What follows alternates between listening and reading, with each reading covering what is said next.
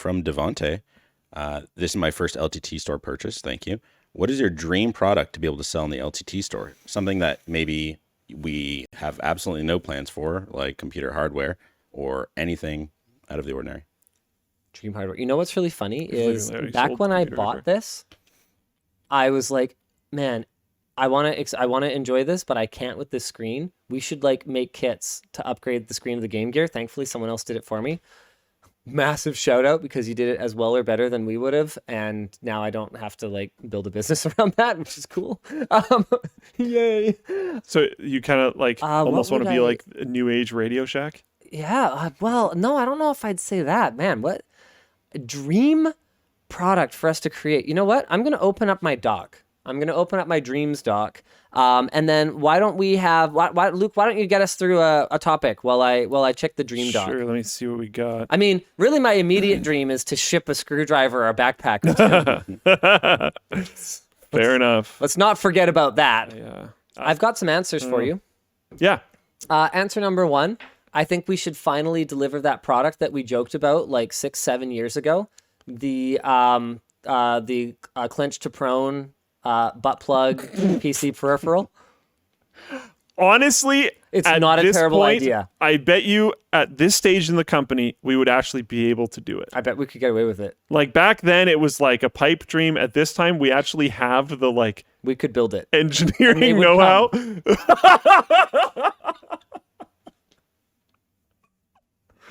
I was just waiting to deliver that. Oh, no. Okay. Yeah. And potentially other controllers in the future. Yeah, or other haptic feedback. Because you look at the way unconventional game controllers have taken off, right? Imagine wanting to take more. Pretty much any voluntary muscle in your body could be bound to some kind of control scheme, right? So you're just like you're sitting there and you're like, okay, it's a tense moment. You would just automatically clench to prone. Playing a horror game where you bind like clench to prone, except it's bound to like shoot or something to get your position away. So you have to like not react. It would be so interesting. Man, the streams. Oh my goodness. There's a new category on Twitch. Yeah. It's like, man, and hot tubs and unique input devices. Chat would explode like every time you crouch. Every time your flashlight turned on or something. Like, man, all of the flashlight. All of those streamers, right? You'd bind something, and then chat would absolutely explode every time they like did that thing because they just want to know about that or something because Twitch culture. Yeah. Twitch, you're awful. Of course. Oh man. Yep. Yeah. It would absolutely be a success. Absolutely. People are asking for haptic feedback. Let's just add that to the... Of course it would have to have haptic feedback. Yeah. I mean, come on. And it'd have to be like wireless. You don't want to have like, like if those pajamas with the little like buttons in the back, like you don't want to be dealing with that. And like cable management, come on.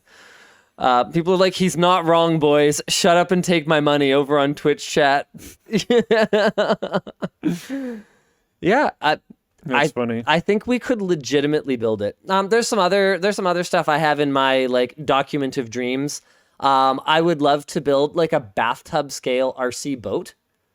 Like, I think that would just be so much fun. You guys should make a fire truck, an RC fire truck. Oh my God. Okay, that I don't want to do. The amount of like plastic molding you'd have to do to create a product like that it'd be terrible. It'd just be a good homage. Okay, what are some other like cool product ideas that I wanted to do? Oh, I wanted to do like a USB cable that stays exactly where you put it, like kind of like a Gorilla Pod. Like it's bendable so that it's like always in the same place when you need to reach for it. I think it'd be super niche. Like really stiff, yeah. Yeah. Lanish tush tips. Oh, one of the ideas I had like way back in the day, now that like cash is barely a thing anymore, thanks COVID, was like the world's coolest piggy bank. So it could be like wall mounted and it like sorts what you put in it, displays the money through acrylic with like lighting. And then there's like buttons to dispense like one or a roll of each coin, or you can like key in how much money you want. And it'll just be like, ding. I thought that would be really cool, just as like a super fun, cool product. Man, there's like so many weird things in here. Okay, here's one. Here's a product idea. A PCIe half-height adapter board from a 1x slot to a 16x slot. I probably came up with these before mining. I came up with this one before GPU mining took off, because this probably like exists now. But the idea is to be able to install a 16x card in a 1x slot without sawing the back out of the slot like I've had to do a number of times in the past. I think Yvonne should write a book. So, Yvonne's book, The YouTuber's Wife, what it's like to be in the support role, like growing an internet famous person without, being the one that's in the front, because it's actually a huge burden. Like, I remember she had, she ended up having like a commiseration session with another YouTuber wife where they kind of talk, and it turned out they had a lot of the same challenges and a lot of the same struggles. And they kind of compared coping mechanisms, and it was just a really interesting conversation. And I think it's something people would have found. I only overheard a little bit of it because I was busy YouTubing with the guy, but it ended up being a super interesting conversation. Here's something. Okay. I get so triggered when automatic dispensers, whether it's for like soap or hand sanitizer or whatever, I get so triggered when they dispense like 3 times the amount you need. Like, one of the things people have actually noticed that there's a mod on my soap dispenser in the kids' bathroom, sort of a mod, I don't know, 2 zip ties around the thing. So it just shortens that it shortens the throw, so that unless they pump it multiple times, they actually can't dispense more than they need to wash their little kitty boo hands. And so if I see them pumping it multiple times, I'm like, hey, no, 1 time, because that is the exact correct amount. I checked. You don't need more. And so I would love to just have dispensers that just always cleanly dispense the exact right amount of stuff, and you could just like adjust it. I know that some of that stuff exists, but like, you know what I wanted to do in terms of a product when I was younger? And this doesn't, I actually really wanted to push it, and then I realized that I would have to, like, I don't think it's going to work because I wouldn't want to sell the product directly. I'd want to sell it to people. It's a container, basically. Mm-hmm. I want it, large peanut butter containers? Mm-hmm. It's always annoying to get into the bottom. Mm-hmm. It's very likely that you're going to get peanut butter on your hands. Peanut butter on your hands and stuff. So what I wanted to do was, how you screw the big green lid on usually? Yeah. I wanted to make it so that... green if you're a pleb and you eat smooth, but yes, carry on. Well, I don't eat smooth. Oh, you're a crunchy? It might be a brand thing. I like crunchy for sure. Oh, okay. Never Crunchy's mind. like absolutely... Okay, my brand green is smooth. Okay, I don't know. Red is crunchy. I wanted to make so that halfway through the container, there was the same type of screw mechanism that the lid has. Like exactly the same. And I figured out ways to do this so that once you're about halfway through, you could unscrew the top and then take the lid and put it on the lower half. I like it. Yeah. I like it. But selling that as a product doesn't work. Yeah, that's tough because it already comes in a container. So that's the problem with my dispensers thing. Yeah. Because like, how do you make a toothpaste was one of the ones I had here. Well, people. So what do you take your whole tube of toothpaste and like into the... For soap, a lot of people buy soap dispensers. Oh, well, yeah, the soap, yes. For toothpaste, though, you're right. But some of the other ones, what are some of the other things I have? You could probably get a toothpaste thing that squeezes the tube of toothpaste the right way. Yeah. Oh, that sounds like a lot of engineering. It sounds significantly more difficult. Yeah. Are they talking about soap? Sorry, I just zoned out. Yes, we are, actually. Easy text station that ended up getting done by someone else. I don't know. I guess that's... I had the idea of doing like a kiosk that prints greeting cards on demand instead of requiring a huge inventory and like a whole aisle. Probably someone's done that at this point. That was like 10 years ago or something like that. I wrote that down.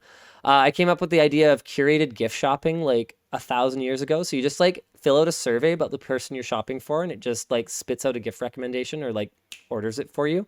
Also, this one is one that I wish that Yvonne had the bandwidth to pursue, because I think she could have built like a bigger business than LMG, just like doing her thing. But a kids clothing service that just gives you the next size up, like when you're ready, and then you can just credit your old stuff by sending it back. So effectively, like, because kids clothes, man, a lot of it will wear out. Sure, fine. But a lot of it they're going to use for such a short period of time and so lightly that it's like kind of a hassle to have to deal with like getting rid of it. And so just reducing waste by creating a service where it will just automatically send you the next size, or you can just like press one button and like all the sizing is done in like a standardized way across, like instead of having to deal with all the different brands and all the different sizing. Like ordering clothes online is a nightmare, and for kids it's even more of a nightmare because obviously they're all different, right? So being able to just go, okay, yeah, here's their new size, and everything shows up, everything fits.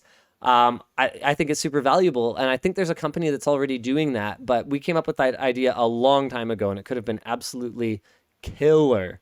Absolutely killer. Yeah, send the ripped stuff back for recycling and a small credit. I think it could have totally reduced waste, reduced cost. Like honestly, our kids own almost no new clothing because brand new kids clothing is stupid. There is so much perfectly good kids clothing out there that is just sitting rotting in a thrift store because they just get so much more intake than they can possibly sell. So yeah, people are saying some of the places that do that. Yeah, exactly.